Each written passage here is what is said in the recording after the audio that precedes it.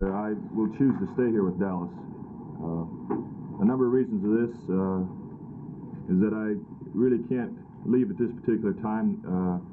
I feel that I have as many advantages here. I still think I have a great career in Dallas. I have very many loyal friends here, and I think that at this particular time I don't want to leave. I choose to stay here and still be a winner with the Cowboys. Greg, does this decision mean that you might be fighting for the #1 position next season? I definitely will be fighting for it. How much did the advice of friends have to do in this decision? Well, Vern, I don't, of course, most of my friends wanted me to stay. I haven't talked to too many people that came up to me and said, Craig, you got to leave. It had something to do with it, but it was my decision. It's something that I'm really happy to live with. I feel that I still can compete here for the #1 job. I know it's going to be a very difficult task because Roger did have a great year, and I congratulate him on all the great achievements that he did achieve. I hope someday I can achieve equally. But I want to compete with Roger still, and I want to still make Dallas. Many people are talking about a dynasty in Dallas. I think that I can help create this, and this is what I choose to do. Craig, is this a 1-year decision? No, it's not. It's just my decision, right, at this particular time, just for my future.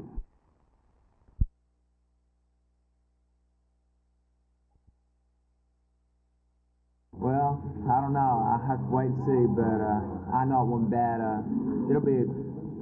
Might be pretty hard, but I kind of like to prove a point that I can, that it can be done. Did you recruit him? Well, that's a matter of opinion. Seems like Randy against me, so I don't know. Randy just told me a few minutes ago before the interview started that it was love at first sight, so I guess he fell in love. You've been pretty much touted as one of the best that we've had coming out of the high schools the past few years. What's your feeling on the new NCAA rule as far as playing as a freshman?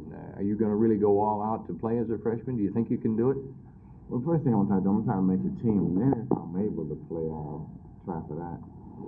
What problems do you think you're going to have in getting ready to play for this college team? You're used to high school football. You think you're going to have to learn a great deal more now than just the old rough, tough football that you played in high school? I think the only problem is being able to accept the new punishment that I'm going to be getting. The new punishment? You think you're going to get that much? I know I am.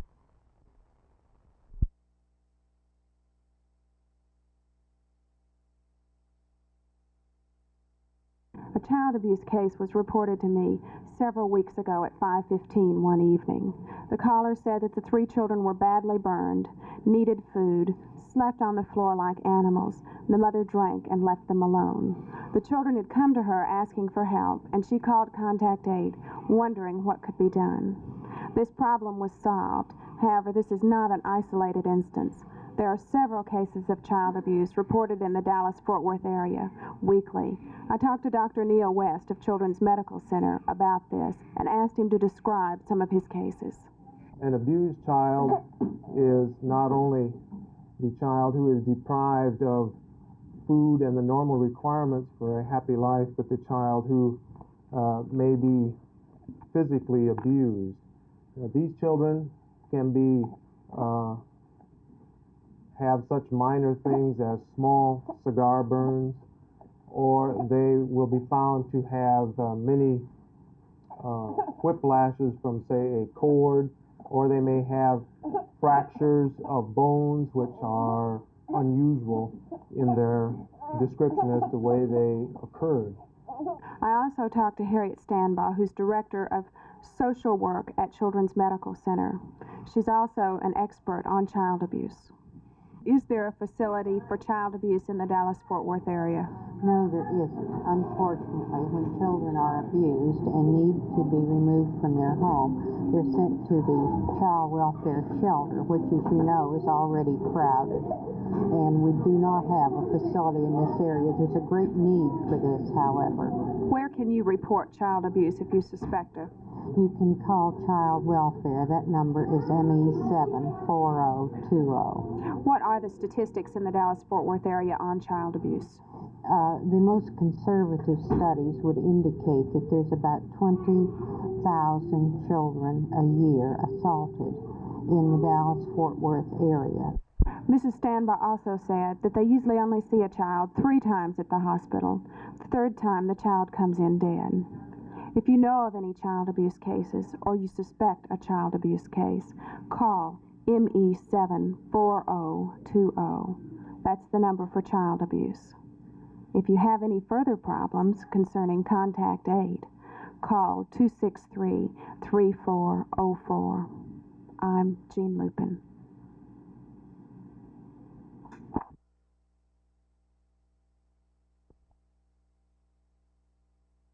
Buddy, you just got off the plane and I know that. What do you think? Wouldn't I know that I got off the plane? Well, they've been having a lot of trouble with skyjackers lately and also have put in some new screening techniques. Did you get frisked? No, I didn't. Nothing. I didn't even have a thing where you walk through a metal detector or anything like that. But I always wondered, if there was a skyjacking, what I would do. What would you do? Grab the woman next to me. I would And? And do all the good stuffs I can do. And I said, I couldn't help it. I was so flustered about what was going on. Maybe that might deter the hijacker, huh? That's a new I don't care. technique. He could do what he wants as long as he don't interfere with what I'm doing.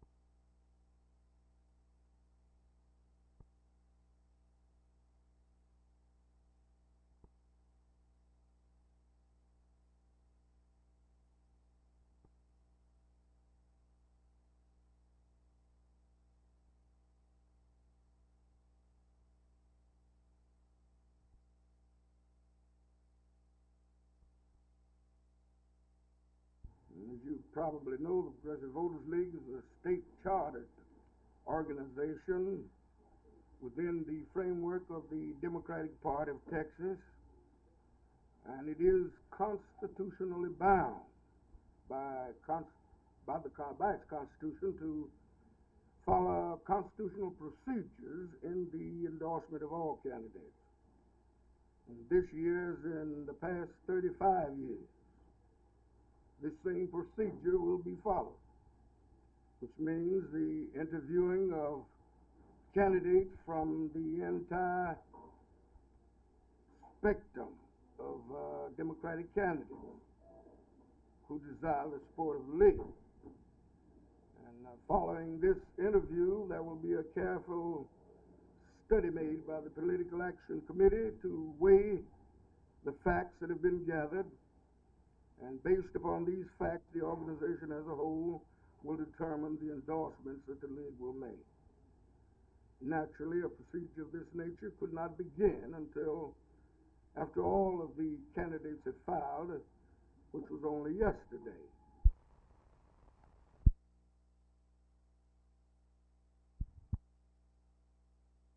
There's no question in my mind, not only that I can and will fairly maintain the position, but I feel that, in fact, it is a right and a necessity that I stay on the board, because one of the major objectives of this agency is to give everyone the opportunity, including the indigent and poor, to interact with and be a part of our political system.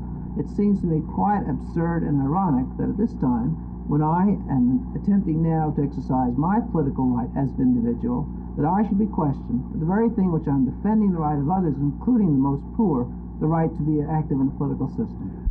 Well, the poor people generally rely on the more liberal Democrat to give them what they want or feel that they need. Do you feel, after filing as a Republican, that you will still have the same rapport with the poor that you did before? My activities of the past, both in business and in this agency, I think clearly indicate both to the community, the poor, and the average citizen of Dallas that I'm interested in the individual, and I'm not interested in the label one kind or another. And I have fought and maintained my position, both with this board and other activities, that I will defend the individual and his rights, including board members, as I have in the past against all kinds of charges.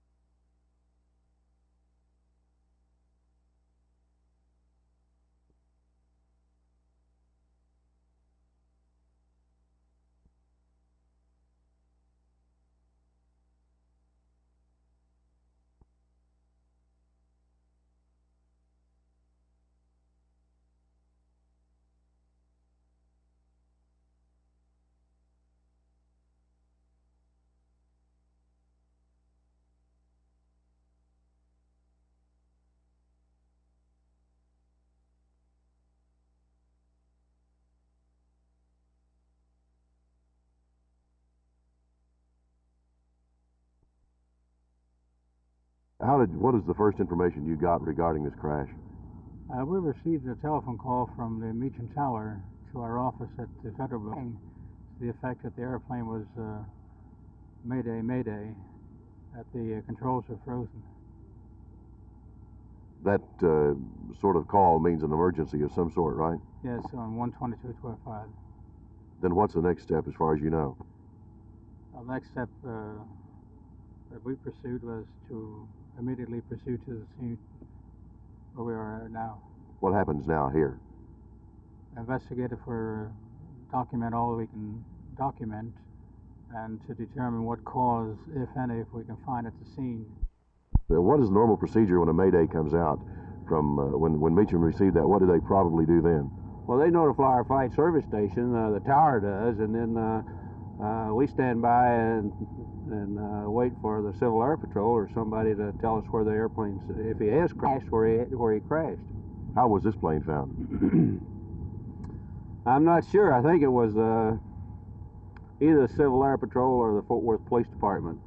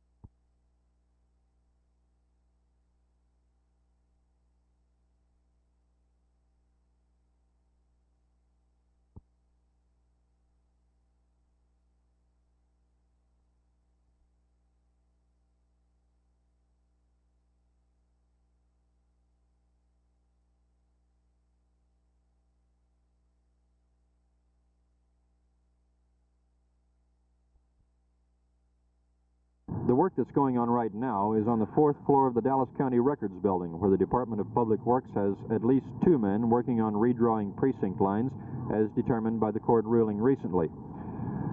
Dillard King is the man in charge of doing the work. Mr. King says work has been progressing for a week, but he estimates it'll be 3 more weeks before anything can be submitted to the Commissioner's Court for final approval. After the Commissioners approve the lines, then County Tax Assessor Collector Ben Gentle must send out corrections. Now, this is one rumor that's been floating around Dallas County, that some of the people affected will have to re-register. That rumor is not true. The office says they will merely send out corrections, so that, for example, if you lived in Precinct 140, they would send out a correction saying you now vote in Precinct 141, and they would give you your new place to vote. So you do not need to re-register if your precinct line might be changed. And of course, of the thousands of voters in Dallas County, only a few will be affected. There are only about 70 boxes that will be affected. Another rumor that's been going around the county is that Republicans and Democrats will hold their primary elections May 9th at the same places. However, instructions from Secretary of State Bob Bullock say, in part, that elections will be held the same as in the past. This means that the only change will be in the financing of the elections, and the places will still be separate. So many changes have been made in the recent past, both by Attorney General's rulings and by court rulings, that people expect many rumors to be flying around Dallas County as to where, how, and when you should vote. The thing to do, it would seem, is to use common sense in considering these rulings, and if you still don't believe them, check. This is Phil Reynolds, Channel 8 News on the Move at the Dallas County Records Building.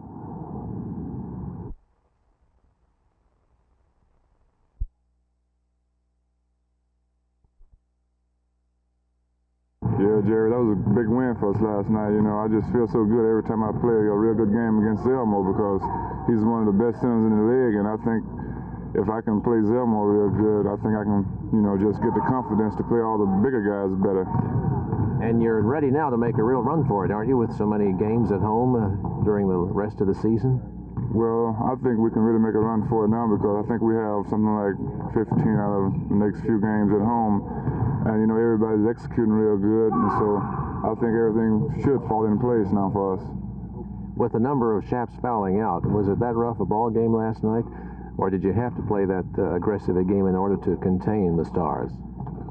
Well, speaking for myself, I mean, you know, like, I got a lot of fouls because I was really playing aggressive last night against Zelmo, but, you know, I had 5 fouls and he had 5 fouls. You know, I knew, you know, that they wasn't going to put that 6th foul on him, you know, not before the game was over anyway, you know, but for instance, last time I had the ball, like we were going one-on-one and Zelmo was pushing and banging me, but when I got ready to shoot, they called a foul on me, see? And it's just one of those things, you know, in a game like that, you know, as much as tenses and everything going on in a game like that, it's going to be a lot of fouls. Do you feel Beatty intimidates the officials, or does he get away with things that another center is not able to? Well, Zelmo was one of the smart centers in the league, you know. He knows how to do a lot of things and get away with it. You know, he can hook, and he knows how to hook and do everything like that and just get away with it. He's real smart, I mean, and plus he has respect from the officials, too.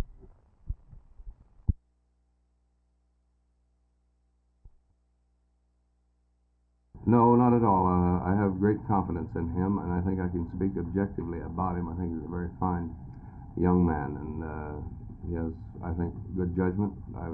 I'm delighted that he's active in something that he really thoroughly enjoys, and I know he's exceptionally high on soccer.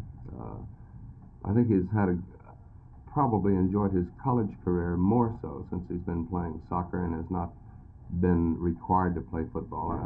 I was delighted when he made the switch, yes.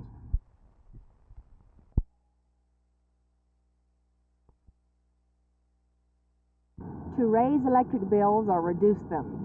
Those are the two opposite point of views facing the Dallas City Council. The pickets you see behind me are part of the Dallas People's Party, a political group that's waging an all-out assault against the 6% rate increase by the Dallas Power and Light Company. They say the City Council should not only refuse the rate hike, but should demand a rate decrease of some 20%. I talked to the party's chairman, Charlie Young. We did some checking, and according to Lee Metcalf in the Congressional Record, Dallas Power and Light has overcharged the people of Dallas over the last 17 years by over $100 million. This would figure roughly to a 20% rate decrease. Dallas Power and Light charges significantly above the national average for residential rates.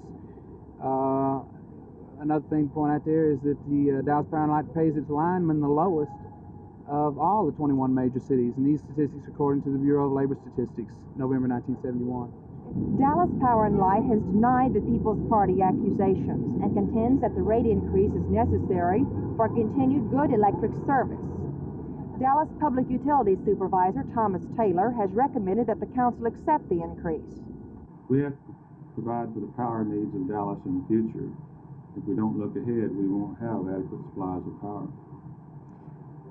Does that make the rate hike necessary?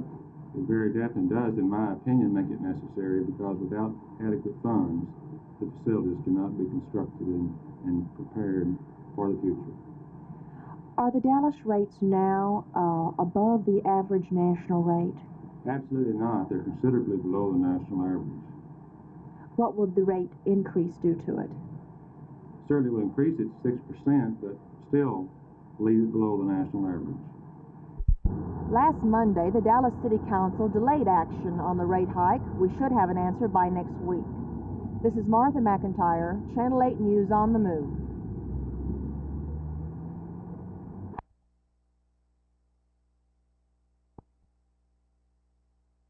Assistant District Attorney John Harris has officially resigned his appointment as municipal court judge.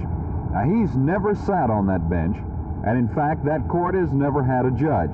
It's a newly created post, and Harris was to have been its first occupant. But Harris sent a letter to Fort Worth City Councilman Taylor Gandy this morning. Monday of this week, he asked to appear before the Corporation Court Committee, and he did so, and asked that his name be withdrawn from consideration for the new municipal court appointment. The committee accepted his verbal resignation, and this morning I received a letter from Mr. Harris formally asking that his name be withdrawn from consideration at this time, and I assume that it will be acted upon by the council next Monday. Did he give any reasons to you? Well, only general reasons, primarily the publicity that he had received because of the 29 tickets that he had, and he felt like that his effectiveness as a judge would be seriously curtailed at this point, and in the best interest of the city, he asked that his name be withdrawn. The councilman will consider a new appointee for the judicial post, probably at next Monday's meeting. Also today, the city accepted bids for some more of that 1965 capital improvement bond money. The apparent low bidders are both out-of-state companies. A syndicate headed by the First National Bank of Chicago bid 4.66% effective interest for almost $18 million worth of general obligation bonds. And Smith, Barney and Company of New York submitted a bid of 4.69% for a little over $6 million worth of revenue bonds. The near $25 million will be used for park and recreation improvements, street, water, and sewage purposes. The voters approved the issuance of the bonds 7 years ago. For Channel 8 News on the Move, I'm Jay Lewis in Fort Worth.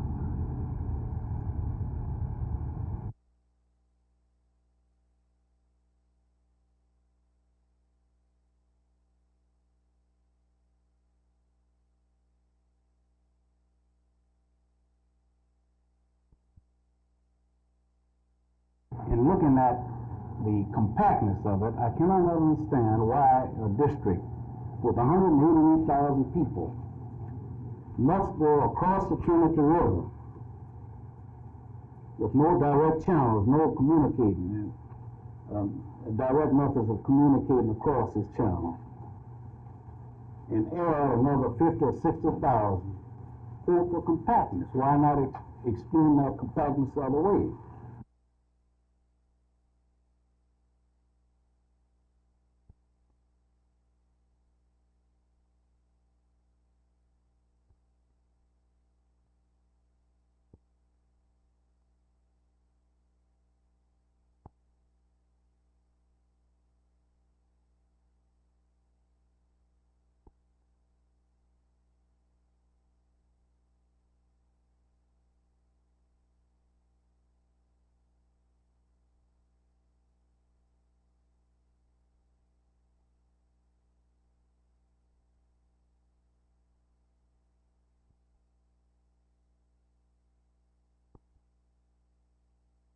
I do feel it belongs in the school system if it is intelligent and if it is optional, so that people don't have to. I don't want my kids taking sex education in school because they know all about sex. I gave it to them, which is where I think it should be, Jim.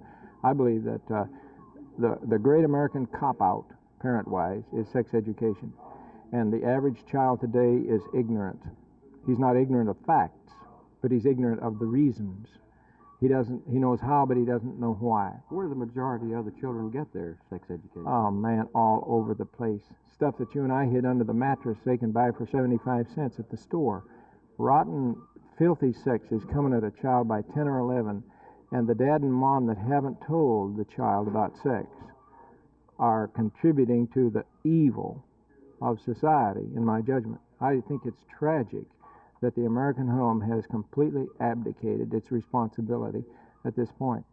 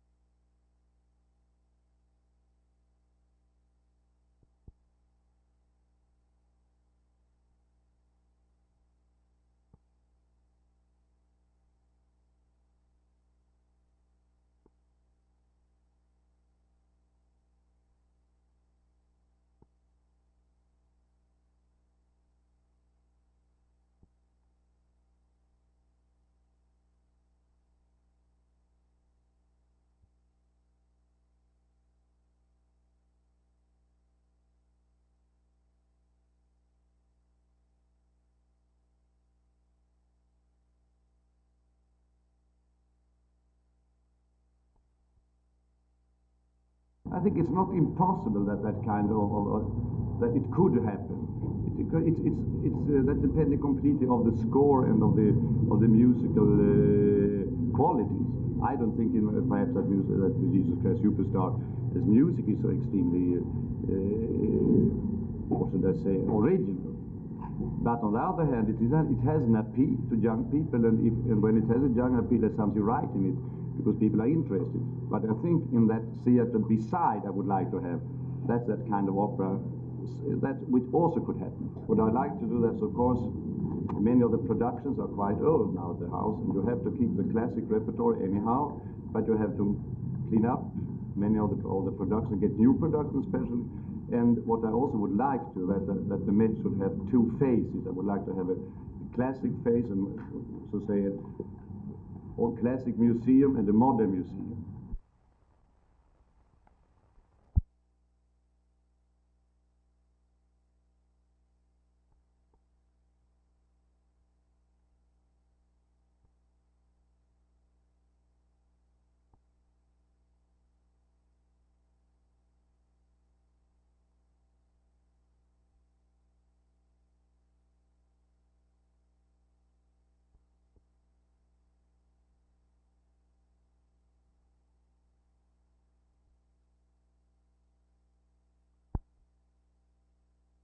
We've played extremely well, especially of late in the early part of the season, so I don't feel any reason to change our style at all. I think the team's played exceptionally well the last two games, and we'll go on that theory of how to play the game.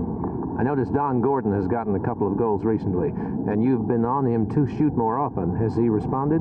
Well, he is trying to shoot more. There's still, I'd like to have him shoot a lot more, because I know he's potentially very dangerous. He's got a tremendous shot, and I know that if he shoots and hits the net, he's got to score some goals. So Danny Ladbo seems to have snapped out of it, and he's scored a few goals lately. And if Don Gordon can, I know along with the fine play of Sosinski, that could be another very productive line in the late stretches for us and going into the playoffs, and it'll be a very good omen for our hockey team to have that line coming along with all the rest of them.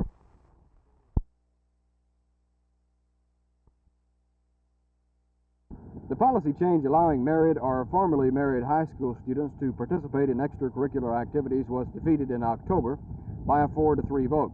Board members Green Trimble, Jim Harris, and President Reverend John Leatherberry voted for the policy change then. Trimble says the matter should have no trouble passing this time due to two recent federal court rulings, one in Houston, another out of state. The courts ruled in those particular cases that the barring of students, married students, from school activities such as choir or sports is unconstitutional. School Superintendent Julius Trilson has recommended the policy change be made following legal advice. The policy change may not be finalized, however, until February 23rd on the second reading. The board will also discuss the current burglar detection system in the Fort Worth school system, and also they will discuss a federal grant for the development of an outdoor learning center. Jim Green, Channel 8 News on the Move in Fort Worth.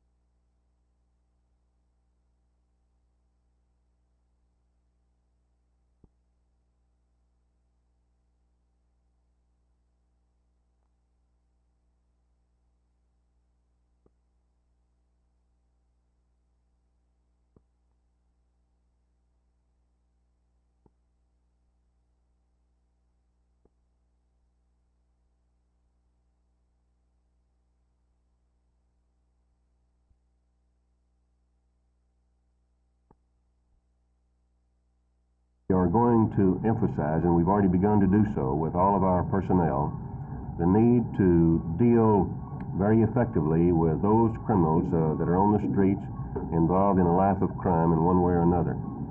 We're not going to be defensive in our efforts to deal with the crime problem and the crime offender. Rather, we're going to be very offensive in this fight, and we're going all out to deal with the crime offenders, the hardcore, especially the hardcore crime offenders, in a very aggressive way. And we're going to do everything we can to not only apprehend them early in their series of crime commissions, but we're going to be very cautious about how they're dealt with in the system once we have them under arrest.